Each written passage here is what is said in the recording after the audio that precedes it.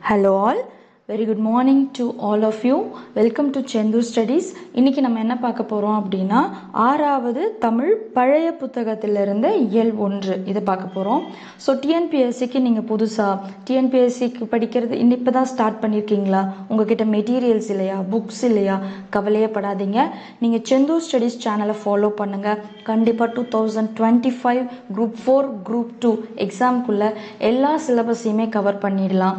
நீங்க வந்து இது மெட்டீரியல் இல்லை, புக் இல்லை, அதை பற்றி எல்லாம் கவலையே படாதீங்க. நம்ம லைன் பை லைன் டீச் பண்ணுவோம். ஸோ ஒரு சப்ஜெக்ட்டுக்கும் ஒரு நோட்டு போட்டு நீங்கள் எழுதி இந்த வீடியோவை பார்த்துட்டே எழுதி வச்சு படிச்சிங்கன்னா தனியாக இதுக்காக டைம் ஒதுக்கி படிக்கணும் அப்படின்ற எந்த அவசியமுமே கிடையாது. ஜஸ்ட் நீங்கள் ஒரு கோத்ரூ பண்ணிங்கனாலே போதும். நீங்கள் வந்து ஃபுல் சாட்டிஸ்ஃபைடாக நீங்கள் வந்து படித்து முடிச்சிட்டீங்க அப்படின்ற ஒரு கான்ஃபிடென்ட்டை இது கொடுக்கும். ஸோ செந்து ஸ்டடீஸை ஃபாலோ பண்ணுங்கள். இது வந்து தமிழுக்காக மட்டும் கிடையாது, சயின்ஸ்க்காக மட்டும் கிடையாது, ஐஎன்எம்காக மட்டும் கிடையாது. Tamil, science, INM, polity, everything, current affairs எல்லாமே டே பை டே உங்களுக்கு வந்துக்கிட்டே இருக்கும். இவ்வளோ டேஸ் பிளானா, அவ்வளோ டேஸ் பிளானா, அதெல்லாம் நீங்கள் யோசிக்காதீங்க. நீங்கள் ஜஸ்ட் இந்த வீடியோஸை ஃபாலோ பண்ணிகிட்டே வாங்க. நெக்ஸ்ட் குரூப் 4 குரூப் 2 எக்ஸாமுக்குள்ளே நம்ம சிலபஸை கம்ப்ளீட்டாக கவர் பண்ணிடலாம். ஓகேங்களா? இப்போது வீடியோக்குள்ளே போகலாம். இன்றைக்கி தமிழ் பழைய புத்தகத்திலிருந்து இயல் 1 அதை பார்க்கலாம். எப்பயுமே படிக்க ஸ்டார்ட் பண்ணும்பொழுது நம்ம வந்து கடவுள் வாழ்த்து, அதுதான் எல்லா தமிழ் புக்லேயுமே வந்து முதல்ல வச்சுருப்பாங்க. இதுலேயும் ஒரு கடவுள் வாழ்த்து பாட்டு தான் ஃபர்ஸ்ட் இருக்குது. அது என்ன அப்படின்னா திருவருட்பா. சரி, இந்த திருவருட்பாவை இயற்றினது யாரு அப்படின்னா அது வந்து ராமலிங்க அடிகளார். ஸோ நம்ம ஃபர்ஸ்ட் வந்து என்ன பண்ணலாம்னா ராமலிங்க அடிகளாரை பற்றி படிச்சுட்டு வந்துடலாம். ஆசிரியர் குறிப்பு எங்கே இருக்குது? ஆசிரியர் குறிப்பு ராமலிங்க அடிகளார். இப்போ ராமலிங்க அடிகளார் அவரை என்னன்னு சொல்லுவாங்க அப்படின்னா திருவருட்பிரகாச வள்ளலார் அப்படின்னு சொல்லுவாங்க. ராமலிங்க அடிகளாருடைய சிறப்பு பெயர் எது? திருவருட்பிரகாச வள்ளலார். இவர் எங்க பிறந்திருக்காரு அப்படின்னா கடலூர் மாவட்டம் மருதூரில் பிறந்தவர். ராமலிங்க அடிகளார் பிறந்த மாவட்டம் வந்து கடலூர் மாவட்டம். பிறந்த ஊர் எது அப்படின்னா அது வந்து மருதூர். இவருடைய பெற்றோர் பெயர் வந்து ராமையா, சின்னம்மையார். இப்போ பாருங்களேன், அவர் பேரும் ராமலிங்க அடிகளார், அவரோட அப்பா பேரும் ராமையா. ஸோ நமக்கு கன்ஃபியூஸ் ஆகாது. ராமலிங்க அடிகளாரோட தந்தையார் பெயர் ராமையா, சின்னம்மையார். இவர் என்னென்ன புக்ஸ் எல்லாம் எழுதியிருக்காரு அப்படின்னு சொல்லி பார்த்தோம்னா ஜீவகாருண்ய ஒழுக்கம், மனுமுறை கண்ட வாசகம், இது ரெண்டும் இவரோட புஸ்தகம். ஜீவகாருண்ய ஒழுக்கம், மனுமுறை கண்ட வாசகம். சரி, ஓகே. அடுத்து இவர் எழுதின பாடல்கள் எல்லாமே ஒரு தலைப்புல தொகுத்திருக்காங்க. அது என்ன தலைப்பு அப்படின்னா திருவருட்பா. அந்த திருவருட்பால இருந்து தான் ஒரு பாட்டை வந்து நமக்கு இங்க கடவுள் வாழ்த்தா கொடுத்துருக்காங்க. அடுத்து சமரச சன்மார்க்க நெறியை வழங்கியது யாரு அப்படின்னா அவரு ராமலிங்க அடிகளார் தான். சரியா? சமரச சன்மார்க்க நெறியை வழங்கியவர் யாரு? ராமலிங்க அடிகளார். இவர் எதுக்காக இந்த சமரச சன்மார்க்கம் அப்படின்ற சங்கத்தை தோற்றுவித்திருக்காரு அப்படின்னா எல்லா மதங்கள், அனைத்து மதங்களின் நல்லிணக்கத்திற்காக, இங்க பாருங்க, அனைத்து மதங்களின் நல்லிணக்கத்திற்காக சன்மார்க்க சங்கத்தையும் பசித்துயர் போக்கி மக்களுக்கு உணவளிக்க அறச்சாலையையும் அமைத்தவர். எவ்வளோ பெரிய விஷயம் இல்லை? அனைத்து மதங்களின் நல்லிணக்கத்திற்காகவும் சன்மார்க்க சங்கத்தை பசித்துயர் போக்கி மக்களுக்கு உணவளிக்க அறச்சாலையையும் அமைத்தவர். இந்த அறச்சாலை அப்புறம் ஞான சபை, இது ரெண்டையும் அவர் நிறுவியிருக்காரு.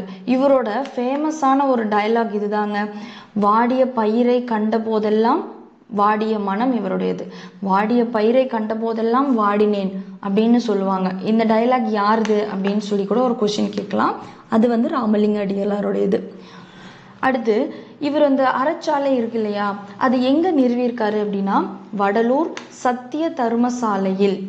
வடலூர், அவர் பிறந்தது கடலூர்ல, அவர் தர்மசாலையை நிறுவனது வடலூர்ல. ரெண்டையும் கன்ஃபியூஸ் பண்ணிக்க கூடாது. இவர் அன்னைக்கு மூட்டிய அடுப்பு இன்னைக்கு வரைக்கும் அணையாம எரிஞ்சிட்டு இருக்கான். இதெல்லாம் எவ்வளோ பெரிய விஷயம் இல்லை? இவர் அன்று மூட்டிய அடுப்பு இன்றும் அணையாமல் தொடர்ந்து பசிப்பினி தீர்த்து வருகிறது. தைப்பூசம் அன்னைக்கு போனீங்கன்னா அங்கே வந்து ஜோதி எல்லாரும் பார்க்க வைப்பாங்க. பயங்கரமான ஒரு விசேஷமா இருக்கும் இந்த வடலூர்ல. முடிஞ்சா போய் பார்த்துட்டு வாங்க. இவரது காலம் அப்படின்னா இவர் வந்து அக்டோபர் 5, 1823 ஜனவரி 30, 1874 வரைக்கும். எத்தனை வருஷம் இருந்திருக்காரு? 23னா 33, 43, 53, 63, 73, 50 வயசு வரைக்கும் தான் இருந்திருக்காரு. 51 வயசு வரைக்கும் தான் இருந்திருக்காரு. ஆனால் என்னென்ன வேலை பார்த்துருக்காரு பாருங்களேன். ஒரு தர்மசாலையை நிறுவியிருக்காரு, புக்ஸ் எல்லாம் எழுதியிருக்காரு, அப்புறம் ஒரு ஞான சபையை நிறுவியிருக்காரு. இத்தனையும் இவர் பண்ணியிருக்காரு. அதுக்கடுத்து இந்த திருவருட்பாவில் இருந்து ஒரு பாட்டு வாழ்த்து செயலாக இங்கே தரப்பட்டுள்ளது அப்படின்னு சொல்லியிருக்காங்க. சரி, அந்த பாட்டில் என்ன இருக்குன்னு இப்போ பார்த்துடலாம். கண்ணில் கலந்தான், கருத்தில் கலந்தான், என் எண்ணில் கலந்தே இருக்கின்றான். பண்ணில் கலந்தான், என் பாட்டில் கலந்தான், உயிரில் கலந்தான், கருணை கலந்து. இதோட மீனிங் என்ன அப்படின்னு சொல்லி பார்த்துடலாமா? கருணை நிறைந்த இறைவன் என் கண்களில் இருக்கின்றான். அதுதான் இங்கே என்ன சொல்லியிருக்காங்க? கண்ணில் கருந்தான், என் கருத்தில் கலந்தான் அப்படின்னு சொல்லியிருக்காங்க. இந்த கருணை, இந்த கருத்து அப்படின்றது கருணை. கருணை நிறைந்த இறைவன் என் கண்ணில் இருக்கின்றான். கண்ணில் கலந்தான், கருத்தில் கலந்தான், எண்ணில் கலந்தே இருக்கின்றான். அப்படின்னா என் எண்ணத்திலும் அவன் கலந்தே இருக்கின்றான். அடுத்து பண்ணில் கலந்தான். பண் அப்படின்னா அது இசை, ஸோ பாட்டு. என் பாட்டில் கலந்து இருக்கின்றான், பாட்டின் இசையில் கலந்து இருக்கின்றான், அவன் என் உயிரில் கலந்தே இருக்கின்றான். இறைவன் எல்லா இடத்துலையும் நிறைஞ்சிருக்காரு, என்னுள்ளையும் எல்லா இடத்துலையும் நிறைஞ்சிருக்காரு. என்னுடைய கண்ணில் இருக்காரு, என்னுடைய எண்ணங்கள்ல இருக்காரு, என் பாட்டுல இருக்காரு, என்னோட உயிரிலேயே கலந்துருக்காரு அப்படின்னு சொன்னவர் யாரு அப்படின்னா ராமலிங்க அடிகளார். ஸோ வாழ்த்து முடிச்சிட்டோமா? திருவருட்பா முடிஞ்சது. அடுத்து செகண்ட் இயல் 1ல் 2வது டாபிக் போயிடலாம். இப்போது இதில் கேட்டிருக்காங்கல்ல கொஷின்ஸ், அதுக்கு நம்மளால் ஆன்சர் பண்ண முடியுதான்னு ஒரு தடவை பார்த்துடலாம். ராமலிங்க அடிகளார் பிறந்த ஊர் எது? இப்போ தான் நம்ம பார்த்தோம், கடலூரில் மருதூர் அப்படின்ற ஒரு ஊரில் பிறந்திருக்காரு. ஆப்ஷனில் கடலூர்னு கொடுத்துருந்தா கடலூர், இல்லை மருதூர் அப்படின்னு கொடுத்துருந்தா மருதூர், அது டிக் பண்ணிக்கலாம். அடுத்து ராமலிங்க அடிகளாரது பாடல்கள் டேஷ் எனும் தலைப்பில் தொகுக்கப்பட்டுள்ளன. எந்த தலைப்பில்? திருவருட்பா. அதுதான் நம்மளோட லெசனோட தலைப்பும் அதுதான். சரி, ஓகே, அடுத்து போகலாம். யாரை நாம் வள்ளலார் என்று அழைக்கின்றோம்? யாரை நம்ம வள்ளலார்னு அழைக்கிறோம்? ராமலிங்க அடிகளார் தான் வள்ளலார் அப்படின்னு அழைக்கிறோம். ராமலிங்க அடிகளார் எழுதிய உரைநடை நூல்கள் என்னென்ன? ஜீவகாருண்ய ஒழுக்கம், மனுமுறை கண்ட வாசகம். ஸோ பேசிக்கான எல்லா விஷயமும் நம்ம பார்த்தாச்சு. ஸோ நெக்ஸ்ட் டாபிக் போகலாம். திருக்குறள். ஸோ திருக்குறள் அது ஓகே பார்த்துடலாம். ஃபர்ஸ்ட் நமக்கு கொடுத்துருக்க தலைப்பு என்னன்னா அன்புடைமை. முதல் குறள், அன்பிற்கும் உண்டோ அடைக்கும் தாள், ஆர்வலர் புன்கணீர் பூசல் தரும். இது எல்லாமே நம்ம ஸ்கூலில் படித்த ஒரு குறள் தான். ஸோ இதோட மீனிங் மட்டும் பார்த்துடலாம். அன்பை அடைத்து வைக்க தாழ்பால் இல்லை, அன்புக்கு உரியவரின் துன்பத்தை பார்த்ததுமே அன்பு கண்ணீராக வெளிப்பட்டு நிற்கும் அப்படின்னு சொல்லுவாங்க. இப்போ ரொம்ப நாள் நம்ம ஒருத்தரை மிஸ் பண்ணுறோன்னு வச்சுக்கோங்களேன், அவரை நம்ம பார்க்கும் பொழுது நம்ம முகத்தில் சிரிப்போடு சேர்ந்து நம்ம கண்ணிலேருந்து கண்ணீர் வரும் இல்லையா? அதுதான் இந்த பாட்டோட அர்த்தம், இந்த குறளோட அர்த்தம். அன்பிற்கும் உண்டோ அடைக்கும் தாள், ஆர்வலர் புன்கணீர் பூசல் தரும். ஸோ இதோட அறிஞர் பொருள், அதாவது பொருள் என்னென்ன அப்படின்னா, ஆர்வலர் அப்படின்றது யாரு அப்படின்னா அன்புடையவர். ஆர்வலர்னா யாரு? அன்புடையவர். புன்கண்ணீர் அப்படின்னா துன்பம் கண்டு பெருகும் கண்ணீர். புன்கண்ணீர் துன்பம் கண்டு பெருகும் கண்ணீர். பூசல் தரும் அப்படின்னா வெளிப்பட்டு நிற்கும். Okay, so next question, next குறள் போயிடலாம். அன்பிலார் எல்லாம் தமக்குரியர், அன்புடையார் என்பும் உரியர் பிறர்க்கு. இது இந்த விடிவி படத்துல கூட வரும்ல ஒரு பாட்டுல, அன்பிலார் எல்லாம் தமக்குரியர் அப்படின்னு சொல்லிட்டு. இதுக்கு அர்த்தம் என்ன அப்படின்னா, அன்பு இல்லாதவர் எல்லா பொருளும் தமக்கு மட்டுமே உரியது என்று எண்ணுவர். அன்பு உடையவரோ தம் உடல், பொருள், ஆவி ஆகிய அனைத்தும் பிறருக்கும் என எண்ணுவர். இதுல இருக்க அறிஞர் பொருள் அப்படி என்னென்னு பார்த்தோம்னா, என்பு. என்புனா எலும்பு. ஓகே, என்பு எலும்பு. இங்கு உடல், பொருள், ஆவியதான் இந்த என்பு அப்படின்றது இந்த குறள்ல குறிக்குது. இதை கூட கேட்கலாம். இந்த குறள் கொடுத்துட்டு இந்த என்பு அப்படின்ற வார்த்தை எதை குறிக்குது அப்படின்னு சொல்லி கேட்டாங்கன்னா, உடல், பொருள், ஆவி, இது மூணையும் தான் குறிக்குது. சரியா? அடுத்த குறள் போயிடலாம். அடுத்த குறள், அன்போடு இயைந்த வழக்கு என்ப ஆறுயிர்க்கு என்போடு இயைந்த தொடர்பு. உடம்போடு உயிர் இணைந்து இருப்பதனை போல வாழ்க்கை நெறியோடு அன்பு இணைந்தே இருக்கிறது அப்படின்றது. வழக்கு அப்படின்னா வாழ்க்கை நெறி. இந்த ஒரு வழக்கம் அப்படின்னு சொல்லுவோம்ல, சரியான வழியில வாழ்றது தான் நம்மளோட வாழ்க்கைக்கான நெறி. அதை இங்க வழக்கு அப்படின்னு சொல்றாங்க. ஆறுயிர், ஆறுயிரை பிரிச்சோன்னா அருமை கூட்டல் உயிர், அருமையான உயிர். உயிர்ன்றது ஒரு அருமையான விஷயம் தானங்க, போயிடுச்சுன்னா ஒண்ணுமே கிடையாது இல்லையா? ஸோ ஆறுயிர் அருமையான உயிர். என்பு அப்படின்னா எலும்பு. ஓகே, அடுத்து அன்பு ஈனும் ஆர்வன் உடைமை அது ஈனும் நண்பு எனும் நாடா சிறப்பு. அன்பு விருப்பத்தை தரும், விருப்பம் அனைவரிடமும் நட்பு கொள்ளும் பெருஞ்சிறப்பை தரும். அன்பு இருந்தால் தான் நம்ம ஒருத்தவங்க கிட்ட பழக முடியும், இல்லைன்னா நம்ம அவங்கள அவாய்ட் பண்ணிட்டு போகணும் அப்படின்னு தான் நினைப்போம். ஸோ இதோட அறிஞர் பொருள் பார்த்தோம்னா, ஈனும் அப்படின்னா தரும், ஆர்வம் அப்படின்னா விருப்பம், வெறுப்பை நீக்கி விருப்பத்தை உண்டாக்குவது தான் ஆர்வம். நண்பு, இது பார்த்துக்கோங்க, இது ரொம்ப முக்கியம். நண்பு அப்படின்னா நட்பு. நண்புனா என்ன? நட்பு. ஓகே, சரி. ஓகே, அடுத்த குறள் போலாம்.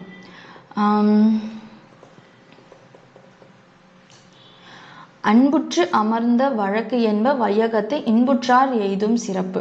அன்போடு பொருந்திய வாழ்க்கை நெறியை கடைபிடித்தவர் உலகத்தில் மகிழ்ச்சி உடையவர் அப்படின்னாமா. இந்த குறள்லாம் 6th ஸ்டாண்டர்ட் குறளுங்கிறதுனால நம்ம இதை படித்தாலே நமக்கு ஓரளவு ஐடென்டிஃபை பண்ணிக்க முடியும், இதுதான் மீனிங் அப்படின்னு சொல்லிட்டு. அன்புற்று அமர்ந்த வழக்கு என்ப வையகத்து இன்புற்றார் எய்தும் சிறப்பு. சரியா? வையகம் அப்படின்னா என்ன? உலகம். என்ப அப்படின்னா என்பார்கள். ஓகே, அடுத்து 6வது குறள். அறத்திற்கே அன்பு சார்பு என்பர் அறியார் மரத்திற்கும் அஃதே துணை. அன்பு அறத்தை மட்டும் சார்ந்தது என்று கூறுவோர் அறியாதவர். அன்புன்றது ஒரு அறம் மட்டும் கிடையாது, ஒரு நல்ல செயல் மட்டும் கிடையாது, வீரத்துக்கும் அன்புதான் துணை அப்படின்னு சொல்றாங்க. சரியா? இதுல மரம் அப்படின்னா என்னன்னா, மரத்திற்கும் அஃதே துணை. இந்த இடத்துல மரம் அப்படிங்கிறது எதுனா வீரம். மரம் அப்படிங்கிறது வீரம். கருணை, வீரம் இரண்டிற்குமே அன்புதான் அடிப்படை அப்படின்றது தான் இதோட பொருள். அடுத்து 7வது குறள். என்பில் அதனை வெயில் போல காயுமே அன்பில் அதனை அறம். எலும்பு இல்லாத உயிர்களை வெயில் வருத்தி அழிப்பது போல அன்பில்லாத உயிர்களை அறம் வருத்தி அழிக்கும். என்பில்லாத, எலும்பு இல்லாத உயிர். எலும்பு இல்லைன்னா எப்படி வாழ முடியும், எப்படி நிற்க முடியும், எப்படி நடக்க முடியும்? புழுக்கு தான் எலும்பு இருக்காது, அது நெளிஞ்சிட்டே அப்படியே மண்ணில் ஊர்ந்துட்டு போகும். ஸோ எலும்பில்லாத உயிர்களை அது மண்ணில் அப்படி நெளிஞ்சு போகும்போது அந்த வெயில் அதை எப்படி பண்ணுமோ வருத்தி அழிச்சிருமா.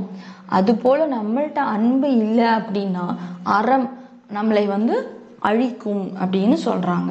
சரியா? அடுத்து 8வது குறள். அன்பகத்து இல்லா உயிர் வாழ்க்கை வன்பார்க்கன் வற்றல் மரம் தளிர் தற்று. பாலை நிலத்தில் உள்ள வாடி போன மரம் தளிர்க்காது, அது போல நெஞ்சில் அன்பு இல்லாத மனிதர் வாழ்க்கை தளிர்க்காது. ஓகே, ஒரு பாலைவனத்துல செடி வச்சா அது எப்படி வளரும்? வளரவே வளராது, அதுக்கு தேவை தண்ணி. அது மாதிரி ஒரு வாழ்க்கை நம்ம வாழ்க்கை நல்லா பசுமையானதா இருக்கணும் அப்படின்னா அதுக்கு பேசிக்கானது எது? அன்பு. இப்போ இந்த இந்த இந்த அதிகாரமே அன்புடைமை தான். ஸோ எல்லாமே அன்பு அன்பு அன்பு அப்படியே தான் வரும். சரிங்களா? இதுல நம்ம பார்க்க வேண்டியது என்ன அப்படின்னா அறிஞ்சோர் பொருட்களை மட்டும் பார்த்துக்கலாம். அன்பகத்து இல்லா, இது எப்படி பிரிச்சு எழுதலாம்? இது கேட்கறதுக்கு நிறைய வாய்ப்பு இருக்கு. நம்ம பிரித்து எழுத்துக்கு தானே அப்படின்னு சொல்லிட்டு பார்க்காம போயிடுவோம், அசால்ட்டாக போயிடுவோம்.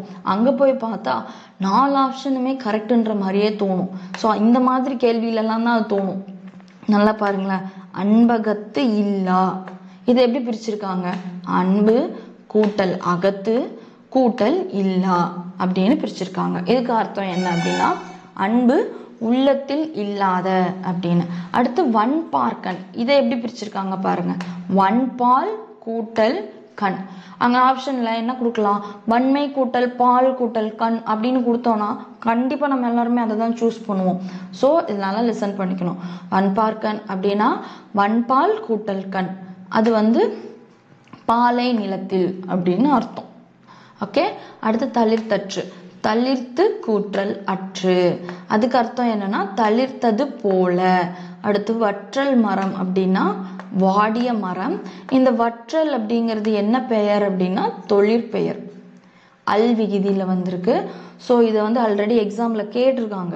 வற்றல் அப்படின்றது என்ன வகையான பெயர் அப்படின்னு கேட்டால் அது வந்து தொழிற்பெயர். அல், அம், மை இந்த விகுதியிலலாம் வந்ததுன்னா அது வந்து தொழிற்பெயர். அடுத்து 9வது குறளுக்கு வந்துட்டோம். புறத்துறுப்பு எல்லாம் எவன் செய்யும் யாக்கை அகத்துறுப்பு அன்பில்லவர்க்கு. நெஞ்சில் அன்பு இல்லாதவர்களுக்கு கை கால் முதலிய உடல் உறுப்புகளால் என்ன பயன்? உங்ககிட்ட அன்புன்னு ஒன்று இல்லைன்னா உங்ககிட்ட கை கால் இருக்கிறது கூட வேஸ்ட் அப்படின்றாரு வள்ளுவர். இப்போ புறத்துறுப்பு அப்படின்னா என்னன்னா உடல் உறுப்புகள், புறத்தில் இருக்கக்கூடிய உடல் உறுப்புகள். எவன் செய்யும் அப்படின்னா என்ன பயன்? அகத்துறுப்பு அப்படின்னா மனத்தின் உறுப்பு அன்பு, அதாவது இன்னர் பாடி பார்ட்ஸ் அவுட்டர் பாடி பார்ட்ஸ்ன்னு படிப்போம்ல, அது மாதிரி தான் இது. புறத்துறுப்புனா கை கால் இதெல்லாம். மனம் எங்க இருக்கு? அகத்துல தானே இருக்கு, உள்ள தானே இருக்கு. அதனால வந்து அது அகத்துறுப்பு அப்படின்னு சொல்லிடுறாங்க. சரி, அடுத்து அன்பின் வழியது உயிர்நிலை அஃதில்லார்க்கு என்பதோல் போர்த்திய உடம்பு. அன்பு செய்வது உடம்பில் உயிர் இருப்பதற்கு அடையாளம். நீ அன்பு செஞ்சாதான் உயிரோட இருக்கனே அர்த்தம். அன்பு இல்லை அப்படின்னா உன் உடம்புல வெறும் அந்த எலும்பு மேல ஒரு தோல் மூடி இருக்கு அப்படிங்கிற ஒரு தோற்றம் தானே ஒழிய அங்க உயிர் வாழணும் பிரயோஜனம் கிடையாது அப்படின்னு சொல்றாங்க. ஸோ திருவள்ளுவர், இவர் தான் திருவள்ளுவர், நம்ம எல்லாத்துக்கும் தெரியும். இவரை பத்தி என்னென்ன கொடுத்துருக்காங்க அப்படின்னு சொல்லி பார்த்துடலாமா? திருக்குறளை இயற்றியவர் திருவள்ளுவர். Okay, super. இவருடைய காலம் என்ன? கிமு 31. இப்போ கிமு 31ன்னு சொல்றாங்கல்ல, இப்போ திருவள்ளுவர் ஆண்டை கணக்கிடுங்க அப்படின்னு சொன்னாங்கன்னா இப்போ கரண்ட்ல எந்த இயர்ல நம்ம இருக்கோம்? 2024ல இருக்கோமா? இதோட இந்த 31 வந்து நம்ம ஆட் பண்ணிக்கணும். ஏன்னா கிறிஸ்து பிறப்பதற்கு முன் 31 ஆண்டுகள் அப்படின்னு சொல்லியிருக்காங்க. ஸோ இப்போ இதை வந்து கிபி 2024. இந்த 2024ஓட 31 ஆட் பண்ணீங்கன்னா எவ்வளோ வரும்? 34, 44, 54, 55. ஸோ இப்போ திருவள்ளுவர் ஆண்டு கணக்கிட்டோம்னா எத்தனை ஆண்டுகள் அப்படின்னா 2055 ஆண்டுகள். சரியா? அதுக்கடுத்து இதனை தொடக்கமாக கொண்டே திருவள்ளுவர் ஆண்டு கணக்கிடப்பட்டு வருகிறது. இப்போ சொன்னேன்ல அதுதான். அடுத்து இவருடைய ஊர், பெற்றோர் பேர் இதெல்லாம் கிடைக்கவே இல்லை. இவருக்கான சிறப்பு பெயர்கள் என்னென்ன அப்படின்னு சொல்லி பார்த்தோம்னா சென்னா போதர், தெய்வ புலவர், நாயனார் என வேறு பெயர்களாலும் போற்றப்படுகிறார். சரி, இவர் இயற்றின திருக்குறள் இருக்கு இல்லையா, அதை பத்தின ஒரு குறிப்பு என்ன கொடுத்துருக்காங்க அப்படின்னா இந்நூல் அறத்துப்பால், பொருட்பால், இன்பத்துப்பால் அப்படின்னு 3 பெரும் பிரிவுகளை கொண்டுள்ளது. இதுல எத்தனை அதிகாரங்கள் இருக்குன்னா 133 அதிகாரம் இருக்குன்னா ஒரு அதிகாரத்துக்கும் 10 குறள் இருக்கு. இப்போ எப்படி நமக்கு என்ன கொடுத்துருக்க அதிகாரம் என்ன? அன்புடைமை. அந்த அன்புடைமையில 10 குறள் கொடுத்தாங்கல்ல, அதே மாதிரி 133 அதிகாரம் இருக்கு. ஒரு அதிகாரத்துக்கும் 10 குறள். ஸோ 1330 குறட்கள் உள்ளன. இது 14 கீழ்கணக்கு நூல்களுள் ஒன்று. ஓகே, இப்போ இந்த நூலுக்கு வழங்கும் வேறு வேறு பெயர்கள் என்னென்ன அப்படின்னு சொல்லி பார்த்தோம்னா முப்பால், பொதுமறை, தமிழ்மறை அப்படின்னு சொல்லுவாங்க. அடுத்து வாயுரை வாழ்த்து அந்த மாதிரிலாம் சொல்லுவாங்க. இதில் கொடுத்துருக்கிறது என்னன்னா முப்பால், பொதுமறை, தமிழ்மறை. அப்புறம் இதை வந்து என்ன சொல்லுவாங்கன்னா உலக பொதுமறை அப்படின்னு சொல்லுவாங்க. இது வந்து ரொம்ப இம்பார்ட்டன்ட். திருக்குறள் வந்துட்டு உலக பொதுமறை என போற்றப்படுகிறது. திருக்குறளில் அன்புடைமை, இனியவை கூறல் ஆகிய அதிகாரங்கள் பாடப்பகுதியாக இடம்பெற்றுள்ளன. நமக்கு வந்து அன்புடைமையும் இனியவை கூறல் அப்படின்றதும் பாடப்பகுதியில் இடம்பெற்றிருக்கு. இந்த திருவள்ளுவர் ஆண்டு எப்படி கணக்கிட்டு இருக்காங்க பாருங்க. நம்ம எப்படி 2024 வச்சு கணக்கிட்டோமோ அது மாதிரி அவங்க 2013 அந்த சமயத்துல தான் இந்த புக்கு பிரிண்ட் ஆயிருக்கு. ஸோ அந்த ஆண்டை எடுத்துக்கிட்டாங்க. 2013 + 31 = 2044. இப்படிதான் திருவள்ளுவர் ஆண்டை கணக்கிடணும். சரியா? சரி, அடுத்து என்ன இருக்கு? கொஸ்டின், புக் பேக் கொஸ்டின்ஸ் என்னென்ன அப்படின்னு பார்க்கலாம்.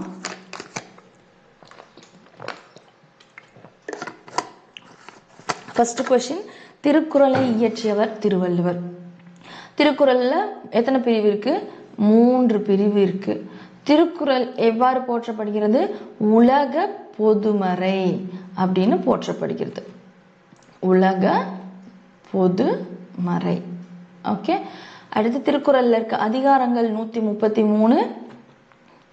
திருக்குறள் 14 கீழ்கணக்கு நூல்களுள் ஒன்று. நீதி நூல்கள் எல்லாமே 14 கீழ்கணக்கு நூல்கள் தான். நீதி நூல்கள்ல ஃபர்ஸ்ட் இருக்கிறது எதுனா திருக்குறள். சரி, ஓகே. இதுல விடுபட்ட சீர்கள் அது குறள் படித்தோன்னா அதை ஃபில் பண்ணிக்கலாம். அடுத்து ரொம்ப முக்கியமான பாடம் தமிழ் தாத்தா உவேசா. இவர் இல்லாத ஒரு கொஷின் பேப்பரே கிடையவே கிடையாது.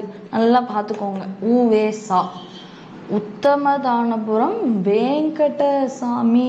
வெங்கடரத்தினம் மகன் சாமிநாதர், அந்த மாதிரி தான் இவரோட பேர் வரும். சரி, ஓகே. இது ஃபுல்லாலாம் நம்ம படிக்க வேணாம். எக்ஸாம் பாயிண்ட் ஆஃப் வியூவில் என்னென்ன கொஷின் அப்படின்னு மட்டும் பார்த்துக்கலாம். சரியா? இதில் என்னென்னா ஒரு கதையாக இவங்க சொல்லியிருக்காங்க.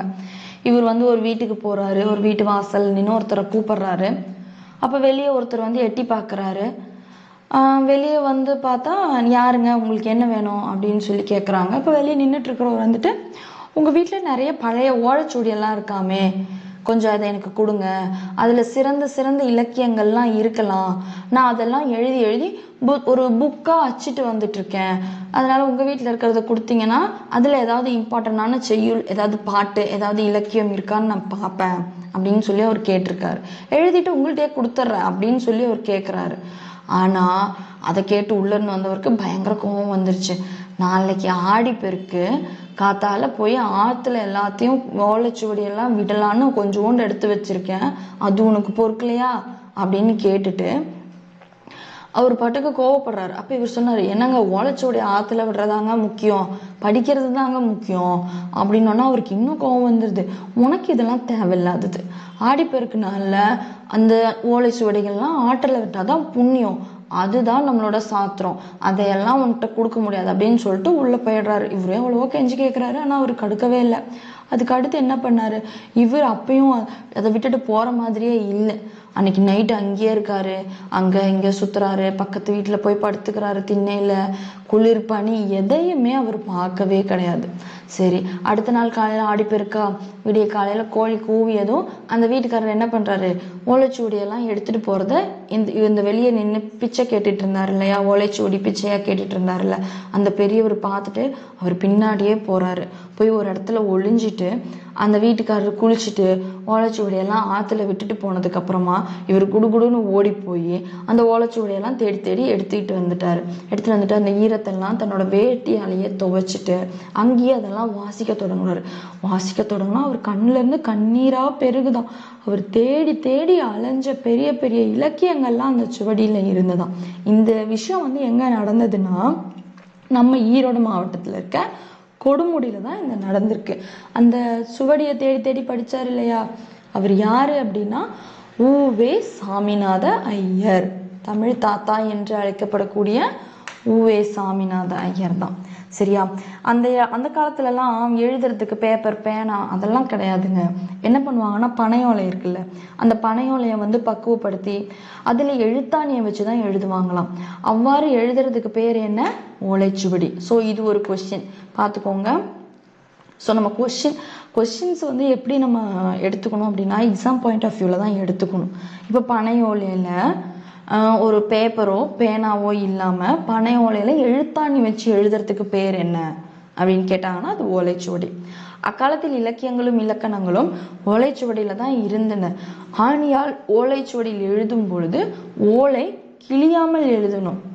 ஆனால் ஓலைச்சுவடிகள் அதனால் எழுதும் போது என்ன பண்ணுவாங்கன்னா, புள்ளி இருக்காது, ஒத்தை கொம்பு ரெட்டை கொம்பு, அதாவது குறில் நெடில் வேறுபாடு இருக்காது. இப்போ பேரன் அப்படின்னு அவங்க படிக்கணும் அப்படின்னா பெறன அப்படின்னு படிப்பாங்களாம். இப்போ தனியாக பார்த்தா இது பெறனா என்னடா அது அப்படின்னு சொல்லி பார்ப்போம். இதே ஒரு சென்டென்ஸாக பார்த்தோம் அப்படின்னா நமக்கு ஓரளவுக்கு அந்த வார்த்தையை ஐடென்டிஃபை பண்ணிக்க முடியும் இல்லையா, அதுதான் இங்கே. இப்போ பெறன அப்படின்னு அதை வாசிக்கலாம், இல்லை பேரன அப்படின்னும் அதை வாசிக்கலாம். முன்னும் பின்னும் நான் சொன்னேன்ல, சென்டென்ஸை படித்து பார்த்தோன்னா நமக்கு புரியும் அப்படின்னு சொல்லிட்டு, முன்னும் பின்னும் உள்ள வரிகளை வைத்து பொருள் கொள்ளுதல் வேண்டும் அப்படின்னு சொல்கிறது. அதுக்கடுத்து பிழை இல்லாமல் எழுத வேண்டும் என்பதற்காக உவேசா வெவ்வேறு சுவடிகளை வைத்து பல முறை ஒப்பிட்டு பார்த்த பின்னரே அதை அச்சுக்கு அனுப்பினார். எவ்வளோ மெனக்கெட்டு இது. நம்ம பார்த்துக்கு எதையோ ஒரு வார்த்தை இதுதான் அப்படின்னு அசியூம் பண்ணிட்டு நம்ம எழுதிடக்கூடாது அப்படின்னு சொல்லிட்டு ஒரு தடவைக்கு 4 தடவை இன்னும் கிடைச்ச ரெஃபரன்ஸ் எல்லாம் வச்சு ரெஃபர் பண்ணி தான் அவர் அச்சிட்டு நமக்கு இப்போ நம்ம படிக்கிற இலக்கியங்கள் எல்லாமே அவர் அச்சிட்டு கொடுத்தது தான். அதுக்கு அடுத்து வந்துட்டு என்ன பண்ணியிருக்காரு அப்படின்னா, இந்த விஷயங்கள் அதை கலெக்ட் பண்ணுறதுக்கு, அதை அச்சிடுறதுக்கெல்லாம் அவர் எவ்வளோ உழைச்சிருக்கணும்ல. அதனால தான் அவர் என்ன சொல்கிறாங்க அப்படின்னா தமிழ் தாத்தா அப்படின்னு சொல்கிறாங்க. ஸோ தமிழ் தாத்தா யார்? மூவேசா அவர்கள். இவர் வந்து குறிஞ்சி பாட்டு அப்படின்ற ஒரு இலக்கியத்தை வந்து இந்த 10 பாட்டில் வரும்ல குறிஞ்சி பாட்டு, அதை வந்து சுவடியிலேருந்து அச்சில் பதிப்பதற்காக எழுதிட்டு இருக்கும்போது அதில் வந்து 99 வகையான பூக்கள் பேர் இருந்துச்சாம். இது ஒரு கொஸ்டினுங்க. குறிஞ்சி பாட்டில் எத்தனை வகையான பூக்கள் பெயர்கள் இருந்தது அப்படின்னு ஒரு கொஸ்டின். 99, அதாவது 99. இல்லை 99 வகையான பூக்கள் பெயர் எந்த இலக்கியத்தில் இருக்கு அப்படின்னு கேட்டாங்கன்னா குறிஞ்சி பாட்டில் இருக்கு அப்படின்னு சொல்லலாம். சரியா? இப்போ அதில் 99 வகையான பூக்களின் பெயர்கள் இருந்ததா? என்ன ஆச்சுன்னா அதில் 96 பூக்கள் தான் தெளிவாக தெரிஞ்சுதான். 96 பூக்களோட பெயர் தான் தெளிவாக தெரிஞ்சிருக்கு. மற்றதுலலாம் சும்மா 3 பூக்களின் பெயர் வந்து தெளிவாக தெரியல. 3 தானே அப்படின்லாம் அவர் விடவே இல்லையாம். இவர் என்ன பண்ணியிருக்காரு, எங்கேயாவது இருக்காதா அப்படின்னு சொல்லிட்டு மறுபடியும் ஊரா வீடு வீடா தேடி பார்த்து பல மாதம் இதுக்காக செலவிட்டு பூக்களின் பெயர்களை ஒன்று சேர்த்து அதுக்கப்புறமா தான் அதை அச்சுக்கு வந்து கொடுத்துருக்காரு. அது மாதிரி எதையுமே அவர் வந்து அரையும் குறையமாலாம் செய்யணும் அப்படின்னு நினைக்கல. அவர் வந்து தமிழுக்காக நான் இதை பண்ணியே ஆகணும்னு இறங்கி செஞ்சுருக்காரு. அதை சிறப்பாக செஞ்சுருக்காரு. அதுதான் நம்ம வந்து கவனிக்க வேண்டிய ஒரு விஷயம். சரி, இப்போ இவரை பற்றி பார்த்தோன்னா, இவர் வந்து என்னன்னா அவர் பிறந்த ஊர் அதான் திருவாரூர் மாவட்டத்தில் உள்ள உத்தமதானபுரம். அவருடைய இயற்பெயர் என்னன்னா வெங்கடரத்னம். நான் சொன்னேன்ல, உத்தமதானபுரம் வெங்கடரத்னம் தான் அவரோட பேர். அப்போ அவரோட ஆசிரியர் யாருன்னா மகாவித்வான் மீனாட்சி சுந்தரம். இது வந்து ரொம்ப ரொம்ப முக்கியமான ஒரு கொஸ்டின். உவேசாவோட ஆசிரியர் யாருன்னா மகாவித்வான் மீனாட்சி சுந்தரனார். அவரு தான் வந்து அவருக்கு என்ன பேர் வச்சிருக்காரு அப்படின்னா சாமிநாதன். இப்போ உவேசாவோட ஃபுல் ஃபார்ம் என்ன? உத்தமதானபுரம் வெங்கடரத்னம் சாமிநாதன். சரியா? அப்புறம் இவரோட காலம் என்ன அப்படின்னு சொல்லி பார்த்தோம்னா பிப்ரவரி 19, 1855 ஏப்ரல் 28, 1942 வரைக்கும் இவருடைய காலம். அதுக்கு அடுத்த ஒரு முக்கியமான கொஸ்டின். இவர் வந்து தன்னோட வாழ்க்கை வரலாறுல ஆனந்த விகடன் எனும் இதழில் தொடராக எழுதினார். இவரோட வாழ்க்கை வரலாறு அவர் எந்த இதழில் எழுதினார் அப்படின்னா ஆனந்த விகடன். அது வந்து என்ன பேர்ல எழுதினாரு அப்படின்னா என் சரிதம். இப்போ உவேசாவோட வாழ்க்கை வரலாறு நூலோட பேர் என்ன அப்படின்னு சொல்லி கேட்கலாம் இல்லையா? என் சரிதம் அப்படிங்கிறது யாருடைய வாழ்க்கை வரலாறுன்னு கேட்கலாம். இல்லைன்னா என் சரிதம் அப்படின்ற உவேசாவோட வாழ்க்கை வரலாறு எந்த இதழில் வெளிவந்தது அப்படின்னு சொல்லி கேட்கலாம். ஸோ பார்த்துக்கோங்க, ஆனந்த விகடன் என் சரிதம். சரியா? அடுத்து இவரை பற்றின சிறப்பு குறிப்புகள் என்னென்ன இருக்குது அப்படின்னா, உவேசா வந்து அவர்களோட பெயரால் 1942 நிறுவப்பட்ட டாக்டர் உவேசா நூல் நிலையம் இன்றும் சென்னையில் உள்ள பெசன்ட் நகரில் தொடர்ந்து செயல்பட்டு வருகிறது. ஸோ இது ஒரு முக்கியமான கொஸ்டின். என்னன்னா உவேசா நூலகம் எங்கே இருக்குது அப்படின்னா பெசன்ட் நகரில் இருக்குது. உவேசாவோட நூலகம் எங்கே இருக்குது? பெசன்ட் நகரில். அது எப்போ தொடங்கினது அப்படின்னா 1942. ஓகே. அடுத்து இவரோட பணிகளை வந்து 2 அறிஞர்கள், வெளிநாட்டு அறிஞர்கள் 2 பேர் பாராட்டியிருக்காங்க. அது யார் அப்படின்னா ஜியு போப்பும் சூலியல் வின்சோன் அப்படின்றவங்க 2 பேர் பாராட்டியிருக்காங்க. ஸோ யுஎஸ்ஆவை பாராட்டின 2 அறிஞர்கள் யார் அப்படின்னு கேள்வி கேட்டால் G U Pope, Julien Vinson. Okay. அடுத்து உவேசாவுக்கு பெருமைப்படுத்தும் வகையில் நம்ம இந்திய அரசு இருக்கு இல்லையா, நடுவண் அரசு, ஒன்றிய அரசு 2006 அஞ்சல் தலை வெளியிட்டு சிறப்பித்துள்ளது. ஸோ எப்போ 2006 இவருக்கு அஞ்சல் தலை வெளியிட்டிருக்காங்க. ஸோ இன்னும் கொஞ்சம் இதில் இருக்கிறது என்னென்னா, இவர் என்னென்ன நூல்கள் எல்லாம் பதிப்பிச்சிருக்காரு அப்படின்னு சொல்லி பார்த்தோம்னா 8 தொகையில் 8 நூலையுமே பதிப்பிச்சிருக்காரு. 10 பாட்டில் 10 நூல்களையும் பதிப்பிச்சிருக்காரு. ஸோ 8 நூல்கள், 10 நூல்கள்.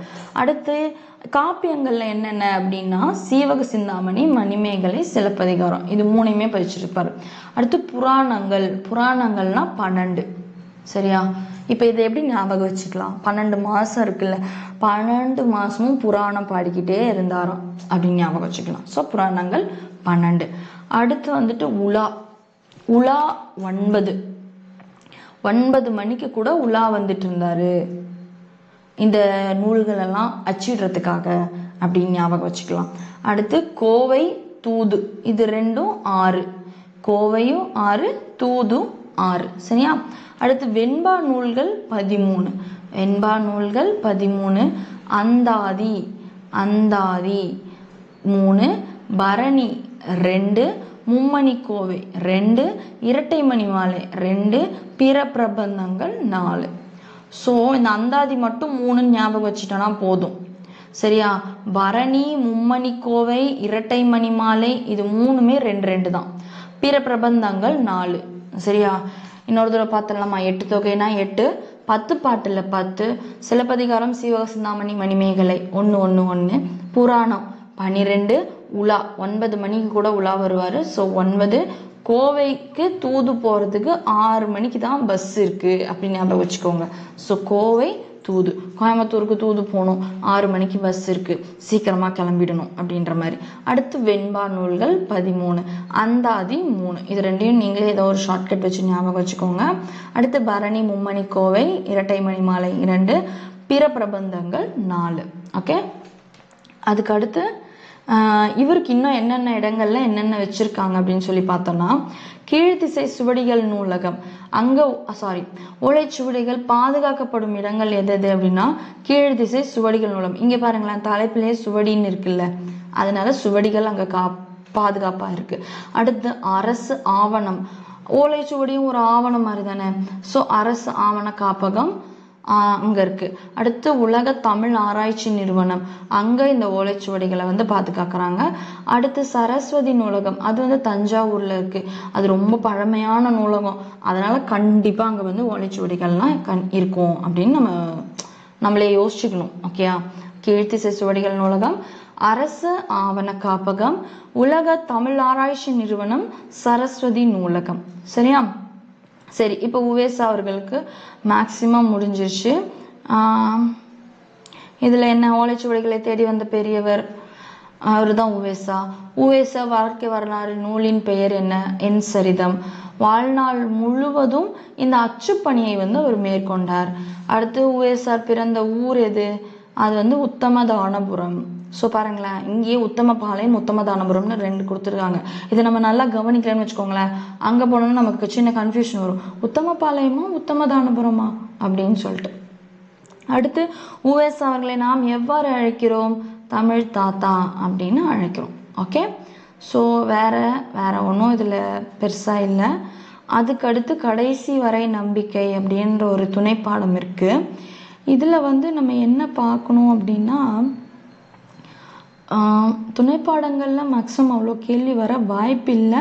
ஏதாவது ஹைலைட் பண்ணி காட்டியிருந்தாங்கன்னா நம்ம அதை மட்டும் பார்த்துக்கலாம். சரியா? இதில் அப்படி எதுவும் இல்லைங்க. ஸோ இது வேணாம். உங்களுக்கு ஒரு வேளை போர் அடிச்சதுன்னா நீங்கள் ஒரு ஸ்டோரி மாதிரி இதை எடுத்து படித்து பாருங்கள். ஓகே, அடுத்து இலக்கணம், இலக்கணமும் மொழி திறனும். இலக்கணம் எதுக்கு? நாம் பேசும் மொழியை, எழுதும் மொழியை முறையாக புரிந்து கொள்வதற்கு இலக்கணம் தேவை. எப்படி எழுதணும், எப்படி பேசணும், இஷ்டத்துக்கு நம்ம சௌரியத்துக்கெல்லாம் பேச முடியாதுல்ல, அதற்காக இலக்கணம் தேவை. இப்போ இங்க பாருங்க, தமிழின் முதல் எழுத்தியது ஆ.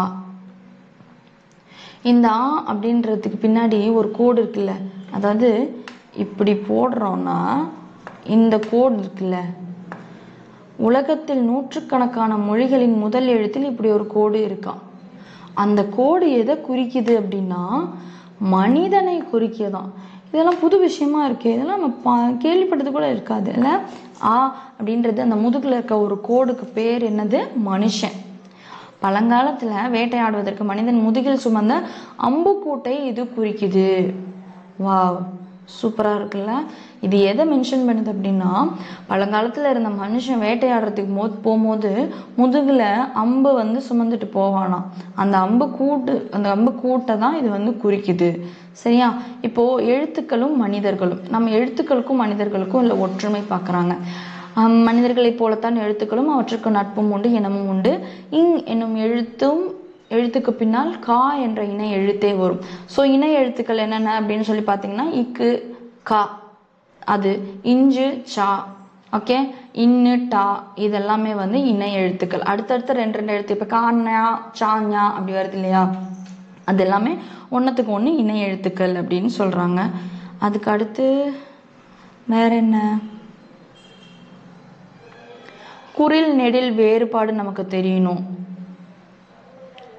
சரியா? இதில் எக்ஸாம்பிள் என்ன கொடுத்துருக்காங்கன்னா ஓடோடி வந்தான் அப்படின்னு கொடுத்துருக்காங்க. இதில் மெய் எழுத்துக்கள் வந்து இந்து இன்னு, இந்த 2 மெய் எழுத்துக்கள். அவற்றை விடுத்து மீதமுள்ள எழுத்துக்கள் பார்த்தோன்னா எதெல்லாம் நெடில், இந்த ஓ, இந்த டோ, அப்புறம் இந்த தா, இதெல்லாம் வந்து நெடில். இந்த டீயும் இந்த வாவும் வந்து குறில் எழுத்துக்கள். ஸோ இதெல்லாம் நமக்கு தெரியும். இதுக்காகலாம் நிறைய டைம் வேஸ்ட் பண்ண வேண்டாம். வேறு ஏதாவது தெரியாதது இருக்கா அப்படின்னு சொல்லி பார்க்கலாம். ஒற்றை கொம்பு இரட்டை கொம்புனா இதுதாங்க. ஒரு சுழி சுழிச்சா ஒற்றை கொம்பு, 2 சுழி சுழிச்சா இரட்டை கொம்பு. சரியா? அடுத்து என்ன இருக்கு,